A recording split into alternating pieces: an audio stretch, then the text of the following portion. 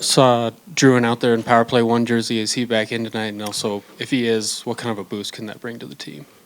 Yeah, we'll see when we get here tonight. But I mean, he's a good player. He's a really good player. We've missed him while he's been out. Has the ability to move around our lineup and help with the skill portion of it, the skating portion of it. He's become a really trusted defensive player for us. So, I mean, he brings a lot to the table. Is he game time decision then? Yeah, we'll see tonight. Yeah, sure. Background. Sorry, one more question about John. When you have a cut like that, do you have to be more careful, or does it open up a different kind of? He wouldn't be playing if there was that possibility. Yeah. Coach, you said that was incredibly loud. You said in the Winnipeg series, coaching isn't rocket science, but I'm curious what maybe the changes are between coaching in the regular season versus the strategy of coaching in a 7-game playoff series. Yeah, it's completely different because you're getting the same opponent over and over and over, right? And I guess the way I see it is like we win game one. Each coach is going to take things that they like out of it and things that they don't like out of that game and try to make some adjustments, get your team dialed in. You know, we lose game two. There's things that we got to look at to be better at. And I'm sure at least my philosophy is we look at all the good and the bad, you know, because if you're doing something well, you can kind of figure out what they're going to try and do to defend it. And if you're doing something poorly, they're going to keep trying to exploit it. You have to fix it immediately, right? So you're getting the same opponent that you know really well. The players get to know one another. So the minute details of it and any sort of tweaks you can make to it could give you a little edge here and there. You know, and that's from in every aspect of the game: power play, penalty kill, face-offs. You know, it's not that you're not adjusting in regular season, but you're going to play Florida in a one-off game and then flying to some other city. You know, it's your pre-scout and the detail that goes into a playoff series is just that much greater. Jared, going back to the start of the season, there was a vision for Ross Colton to play center after he hadn't played a whole lot of that previously in his career. Yeah. How would you just describe his growth at that position and how he's performed in the playoffs? Exponential. Yeah.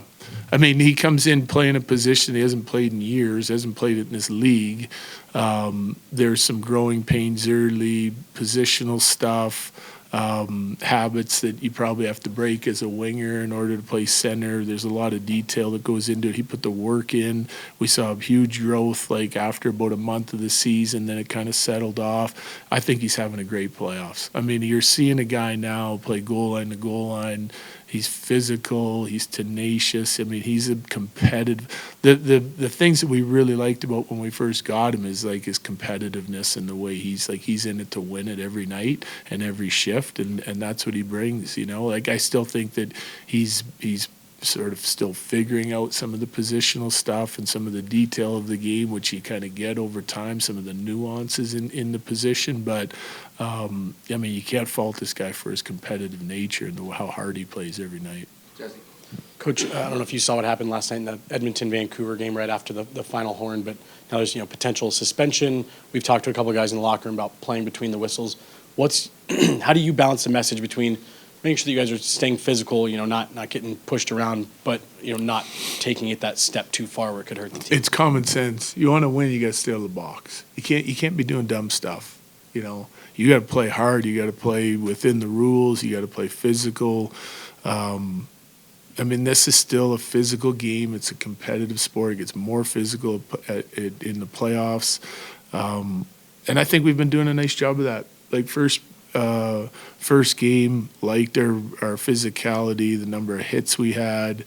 It led to success. Second game, it was down. Last game, it was back up. It was pretty good 40 minutes from us at least. So I think it has to be part of us. Like with the guys we added at the deadline, some of the guys we have in the lineup, some guys provide more physicality than others, but the guys that have it, it's part of their DNA. They got to let it go in the playoffs for sure. Last two. Megan. You mentioned not wanting to overwhelm your players with too much information and preparing them. How do you toe the line between pointing out things to look out for to counter Dallas alongside reinforcing the strengths of your group? I don't know.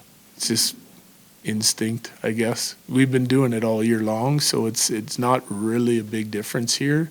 It's you gotta sell your beliefs. Like there's things that I believe that we have to do to win this series. There's things we got to get better at than we've been in the first 3 games. There's some things that we've been really good at that we need to try and repeat more often, you know? And I guess when you spend as much time as coaches do in this league breaking it down, it becomes clear to you. You know your team, you know your personnel, you know what you think you have to do in order to have success. But at the end of the day, it's a fine line. It's a minute,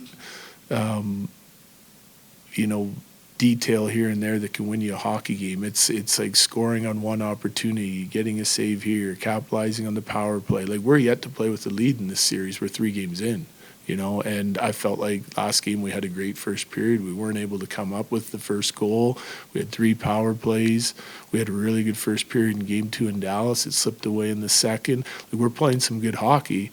I'd like to see it sustained for longer than 40 minutes, or we get a full 60 in there, but it's not from lack of effort. Like Dallas has something to say about it too. It's a pretty good hockey team. Last one, Ryan. Does June provide a boost to the power play, maybe get that going if he were to play? It can, yeah. There's differences in both very good players, Lecky, Val, Drew, all those guys have played on that unit, and it's had success with all of them. I think they all provide a little bit different strengths and weaknesses. Like Lecky's a puck hound retrieval guy that's just he finds a way to get touches on pucks to keep him alive. He's always in the mix. He's gritty net front. Drew's really good at finding space where you can use him and try to break pressure. That could be helpful for us against Dallas with the way they're pressuring. He has the skill and vision and ability to shoot or pass. So, mixing it up can't hurt. It'd be a change that we'd think about had he been healthy the whole time and we were running with the other unit. Yep. Thanks, Jared. Yep, thank you.